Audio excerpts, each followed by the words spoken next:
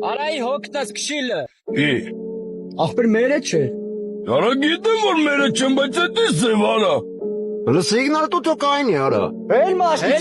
ծարալը։ Քեզ քանի անգամ պետք է ասենք որ ճապատաս։ Տղեկ ջան ներող կլնեք քշել նորեն սորը։ Քեզ աչքաշել պայել չեն սովորցրել արա։ Տղեկ մի քիչ հանգիստ խոսացեք, էլի եղած է էսի մի բան։ Դա բա ինչ է արա։ Սրանից հետո քեզ ասում եմ ճապատու խելոք կտած։ Հələ մի րոպե ախվելը։ Ասենք որ ես մարդը քշել չգիտի ու իր համար խելոք գնում է։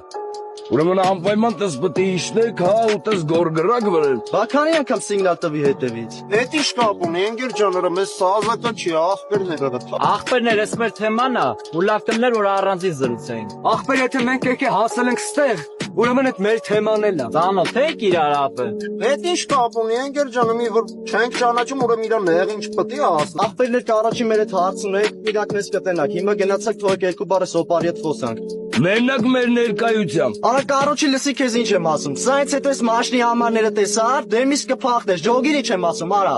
Դե մդուր լսի քեզ ինչ եմ ասում, այդ տղա։ Այս մաշլի համարները ու էլի լիքը համարներ որ մեզ է պատկանում, հանգարց եթե տենաս դեմից կփախնես։ Էշի ձև ես խոսում այդ տղա։